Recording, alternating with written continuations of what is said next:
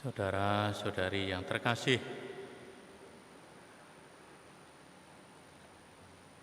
dalam Injil dikisahkan mereka dikawani oleh Yesus tetapi tidak sadar.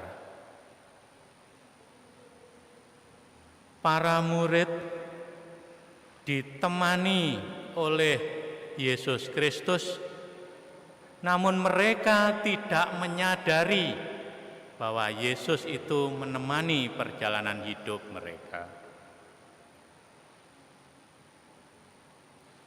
Para murid tadi dikawani oleh Yesus yang telah bangkit itu, namun toh hati dan pikiran mereka tidak menangkap itu.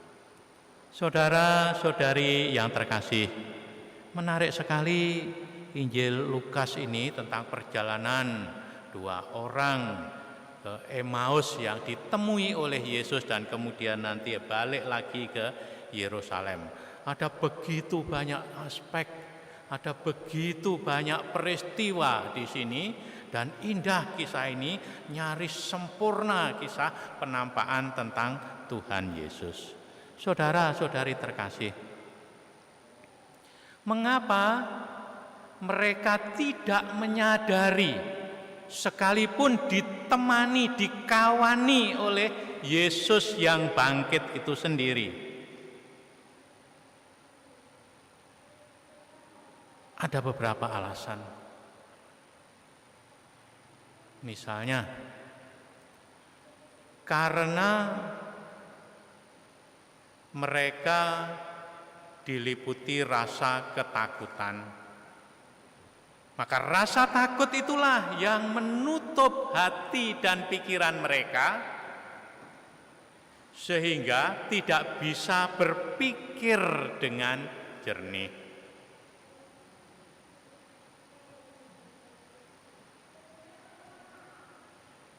Sekalipun Tuhan sendiri yang datang menemani mereka, karena ada rasa takut, keraguan-raguan, lalu mengatakan, oh itu hantu.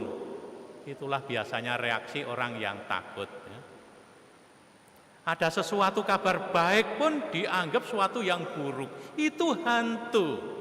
Padahal Tuhan sendiri yang mengawani mereka. Atau rasa ragu-ragu dari antara mereka. Mereka juga menutup hati dan pikiran mereka sehingga akhirnya saling menyalahkan. Oh, kamu wanita, hanya halusinasi, kamu ini bohong. Tidak betul berita yang kamu sampaikan itu. Oh, kamu tidak bisa dipercaya, dan seterusnya. Hingga keraguan-raguan yang ada dalam diri para murid tadi membuat mereka punya kesimpulan yang berbeda. Atau mungkin juga karena alasan, oh aku yang pengen nomor satu. Sehingga egoisme pribadi ini juga menutup hati dan pikiran mereka. Aku tidak percaya kesaksian wanita itu. Aku tidak percaya kesaksian murid-murid yang lain itu. Itulah antara lain yang dikatakan Thomas. Saya kira ini ya pengalaman manusiawi ya. Pengalaman manusiawi yang wajar. Saling mengeklaim, akulah yang pertama-tama yang melihat dia yang bisa dipercaya. Akulah saksi yang kalian harus bisa percaya. Yang lain itu jangan dipercaya. Sehingga seolah-olah ada rebutan kesaksian. Mereka saling berebut merasa kesaksiannya sendiri yang bisa dipercaya, yang lain tidak. Nah, peristiwa-peristiwa semacam ini kalau dibiarkan terus akan terjadi pengaruh dan berita yang buruk. Maka akhirnya Tuhan Yesus yang bangkit itu sendirilah yang datang menemani mereka. Nah, saudara-saudari yang terkasih, maka ketika Tuhan Yesus yang bangkit yang menemani mereka, pertama-tama yang disampaikan ialah damai bagi kamu. Sehingga berita yang tadi menjadi ragu-ragu, saling menyudutkan, saling mengeklaim dan lain sebagainya yang memecah belah itu, akhirnya sampai Tuhan Yesus sendiri yang turun tangan untuk menyampaikan berita penting itu, damai bagi kalian. Ya memang berita ini disampaikan, mereka nanti akan merasakan damai, sukacita, bahagia, tetapi toh tidak segampang itu. Mereka mengalami proses yang berkelanjutan. Ada rasa terkejut, ada rasa takut, dan entah mereka masih terkejut, takut, Tuhan Yesus sendiri yang mengatakan, lihat, tanganku, bekas paku ini, hantu tidak punya daging. Rupanya orang zaman dulu sudah punya pikiran ya, punya cara berpikir. Setelah ada orang mati, itu biasanya orang mendapat penampakan hantu, lalu orang berpikir bahwa orang yang mati ini masih ada di antara mereka, masih memberi penglihatan, lalu mereka harus diberi sesajen, makan makanan, dan lain sebagainya. Dan rupanya cara berpikir semacam itu sudah terjadi zaman itu. Dan rupanya juga segala bangsa juga punya kisah tentang orang mati. Orang mati entah itu menampakkan diri atau ngejawantah atau apa begitu ya, sehingga bisa menipu orang itu.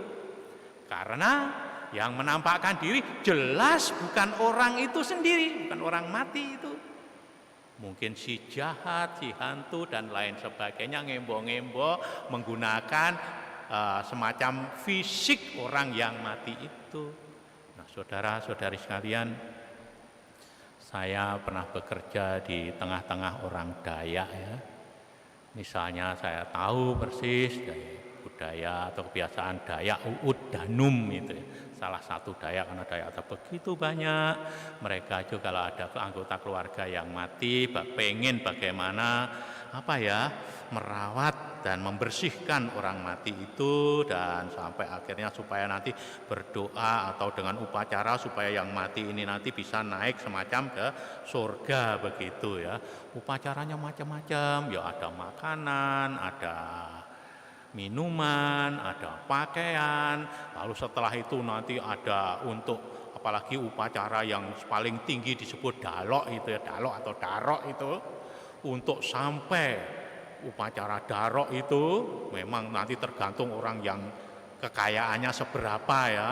Darok itu bisa berhari-hari, bisa seminggu, tiap hari harus menyembelih sekian banyak babi ya. Kalau seminggu itu berapa ratus juta, berapa miliar yang kaya. Itu upacaranya rinci sekali, sampai ada 39, saya pelajari itu ada 39 upacara. Nah, dari sana juga antara lain kalau ada peristiwa kematian itu lalu biasanya ada istilahnya bola api, main bola api sebelum orang dimakamkan yang meninggal itu beberapa hari di rumah itu ya. Lalu biasanya di rumahnya itu di sana ada orang punya kebiasaan main sepak bola. Tapi bolanya itu dari kelapa yang dibakar hingga ada apinya begitu ya. Lalu api-api itu ditendangi sana kemari dan orang tidak boleh komentar Karena apa? Kalau komentar nanti kalau terjadi sesuatu kesurupan, rasain sendiri loh ya. Dan mereka percaya tiap sepak bola itu misalnya 9 orang yang main, tiba-tiba yang dilihat 10 misalnya gitu ya. 10, karena apa? Oh, yang mati itu ikut main. Dan mereka percaya itu. Dan dalam penampakan ya memang terjadi semacam itu. Nah, saudara-saudari sekalian yang terkasih, ada begitu banyak budaya yang mengisahkan tentang kematian itu tadi dan orang yang ngembo-ngembo dan lain sebagainya. Ternyata di dalam kitab suci tadi juga sudah tercantum di sana. Orang-orang dulu sudah punya kisah-kisah semacam itu. Nah, saudara-saudariku yang terkasih, lalu nanti masih berlanjut lagi, lalu mereka masih ragu-ragu dan kemudian Tuhan Yesus mengatakan kepada mereka, kamu memecah-mecah roti dan lain sebagainya. Nah, Tuhan Yesus mengatakan juga kepada mereka, apakah ada ikan? Mereka menyebut dalam Injil tadi disebut ikan goreng, tapi rupanya ini ya ikan bakar, tapi itu tidak begitu penting, entah goreng atau bakar sama saja, yang penting ini adalah ikan hasil kerjaan mereka, hasil tangkapan mereka, hasil jerih payah mereka. Dan rupanya inilah yang untuk mengetes ya, ngetes arwah-arwah itu tadi, apakah betul-betul kalau memang ini orang yang hidup bisa makan atau tidak. Kalau roh tidak bisa makan itu untuk mengetes apakah ada ikan yang kamu tangkap, goreng itu mari kita makan. Kalau arwah tidak akan makan itu, tetapi yang Kristus, Yesus Kristus yang bangkit ini telah menunjukkan bekas-bekas paku, juga mengatakan pada para murid, ayo apakah ada ikan? Ikan bukan aku yang bawa, tapi kalian sendiri yang bawa, kalian yang menangkap dalam pekerjaanmu. Mari kita makan. Nah, Yesus yang bangkit, yang sama dengan yang dulu, tetapi juga ada sesuatu yang baru ini, menantang ngajak makan, menunjukkan bahwa Yesus yang bangkit ini adalah Yesus yang betul-betul yang dulu dikenali oleh para murid, sehingga sekarang ini Yesus yang bangkit ini dikenali dengan cara baru yang lebih sempurna, tetapi juga bisa makan ikan, bukan jadi-jadian, bukan hantu. Nah, inilah di sana Yesus sendiri yang datang menjelaskan itu kepada para muridnya. Nah, saudara-saudari yang terkasih,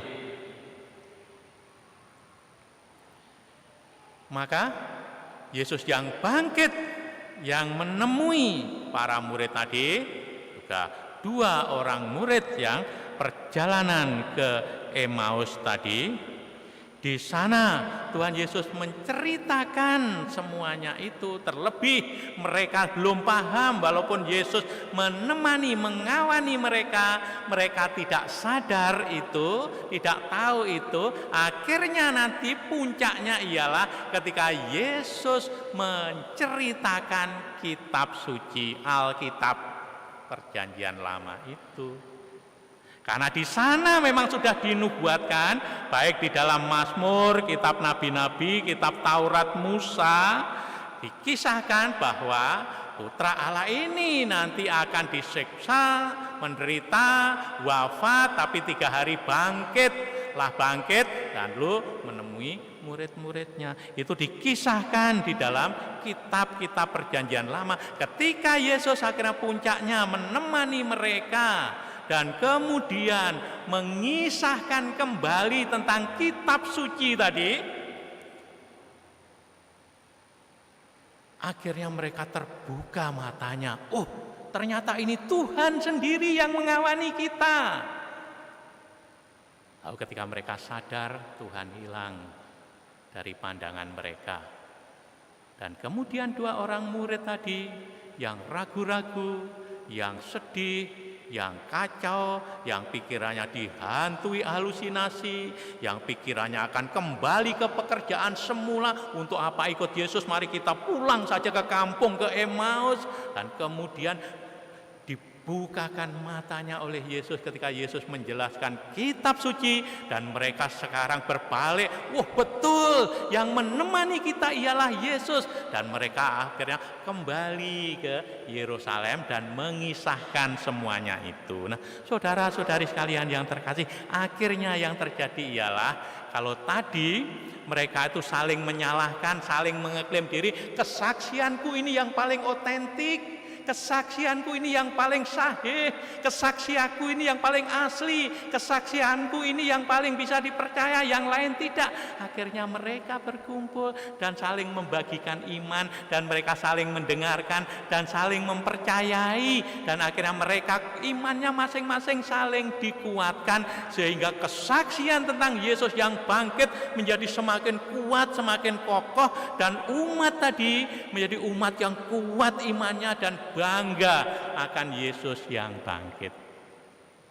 Nah, saudara-saudari sekalian yang terkasih, telah mereka mengalami Yesus yang bangkit, lalu iman mereka dikobarkan, diteguhkan, dikuatkan, dan mereka saling mewartakan. Intinya sama, yang diwartakan ialah Yesus yang bangkit. Hingga pada bagian terakhir tadi dikatakan, dan dalam namanya berita tentang pertobatan dan pengampunan dosa harus disampaikan kepada segala bangsa. Saudara-saudari yang terkasih, ada pertobatan dan pengampunan dosa.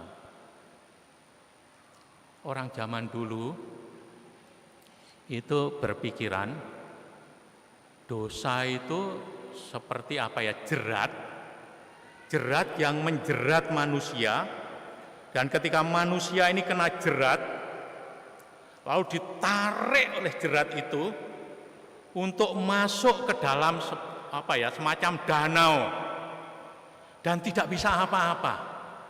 Dan semakin ditarik semakin dalam, semakin tidak bisa keluar, dan semakin merasa kegelapan dan kengerian saja. Inilah konsep dosa bagi mereka. Jerat yang menarik ke danau dan semakin mendalam ke dalam lumpur, dan semakin orang tidak berdaya. Dan itulah yang disebut maut, disebut mati.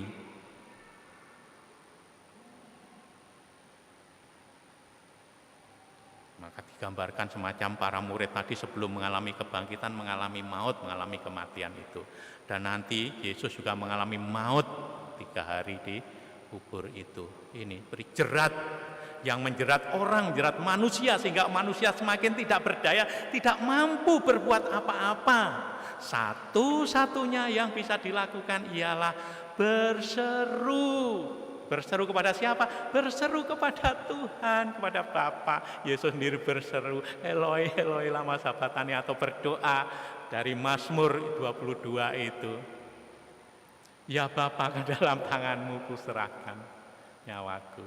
Nah ini, orang-orang lalu satu-satunya yang bisa menyelamatkan mereka ialah kekuatan yang maha kuasa. Maka mereka hanya punya seruan berseru kepada yang maha kuasa, sehingga yang maha kuasa ini akhirnya membuat mereka bebas, membuat mereka lega, sehingga yang tadi tercemplung di danau dan terseret, terikat di sana, semakin dalam, semakin ngeri, semakin gelap, semakin menakutkan itu ditarik lagi, sehingga menjadi terbebas dari jerat itu. Inilah orang yang mengalami kebangkitan yang disebut pertobatan,